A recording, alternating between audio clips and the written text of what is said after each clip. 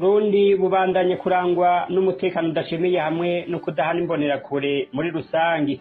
Vyaraye bishikirijwe kuri uyu wa kane Geneve n'intumwa idasanzwe yabone ku bijanye n'agateka ka muntu mu Burundi, hari mu nama yabone ijejwe agateka ka muntu. Fortune Gaitane Zongo yateye akama amakungu kumera amagabo agakinga hakiri kare intoreka zishobora gusubira kwaduka mu matora ari imbere mu Burundi uhereye kuri y'abashinga amateka mu 2025.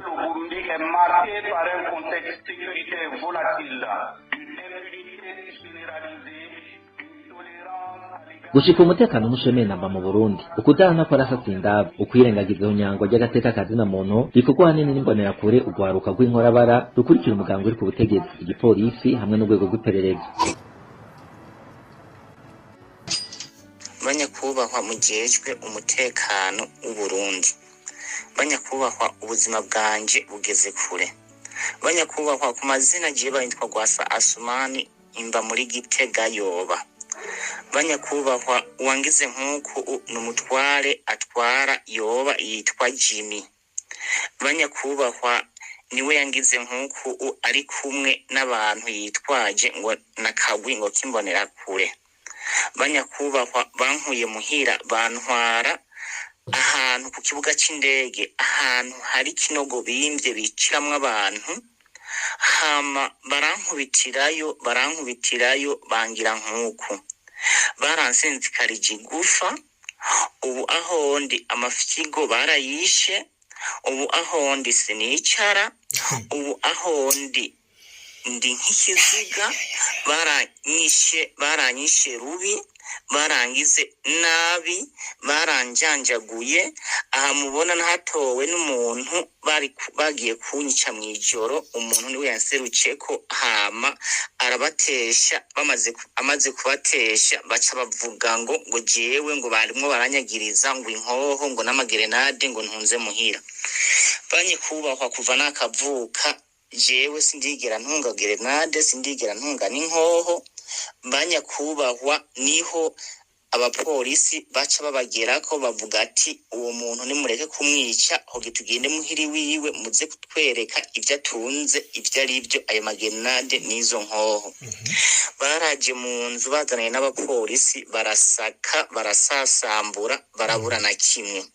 Niho abapolisi baca bamfasha bantwara kumvuza, bantwaye kumvuza, niho bamvuza. Bamaze kumvuza, ubu rero ubuzima bwanje mubona burasinzikaye kandi cyane ngeze habi, ari naco gituma ndimo ndaboroga nsaba yuko uwari we wese yogira icyo mfasha yomfasha.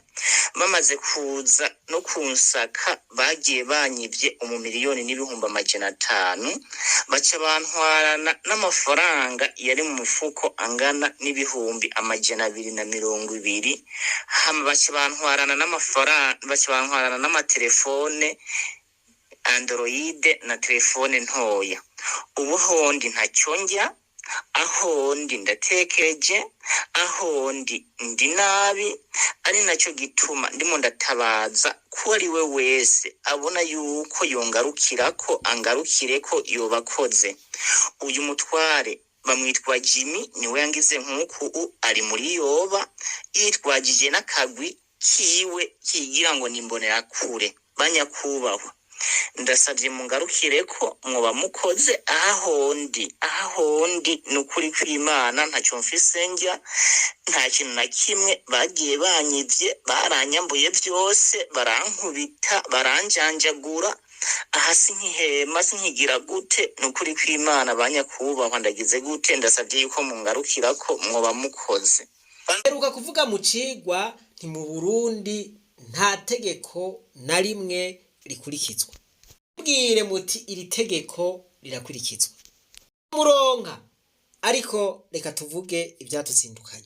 Uyu muntu ingene yasinzikarijwe ubuzima, none iki nico gihano vrema baho umuntu naho yoba yacumuye, yakoze igicumuro kitabaho, yagotse, yamenje.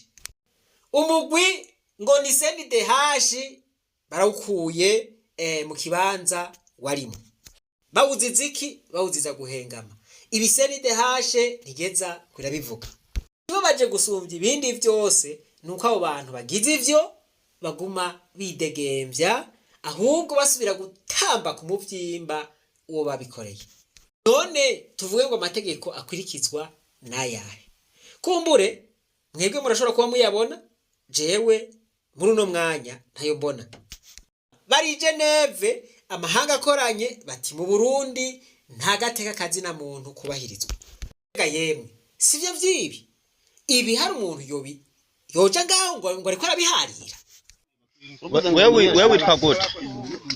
Wewe witwa gute? Jenja banzu ndi. Wewe witwa gute? Wewe witwa gute? Yabenda? Ndindira banzu ndete. Jenja banzu reke.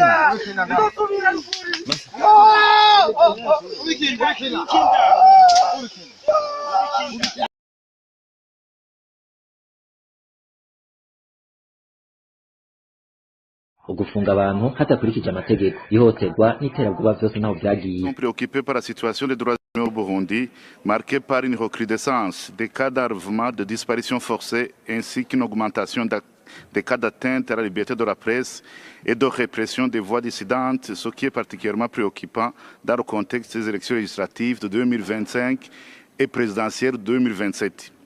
À titre illustratif, durant la période d'août 2023 à juin 2024, la carte Burundi a pu recenser 168 cas d'assassinat, 48 cas d'enlèvement, 151 cas d'arrestation arbitraire et illégale et 40 cas de torture commis en toute impunité. Umviriza aka kantu niko konyene mvuga.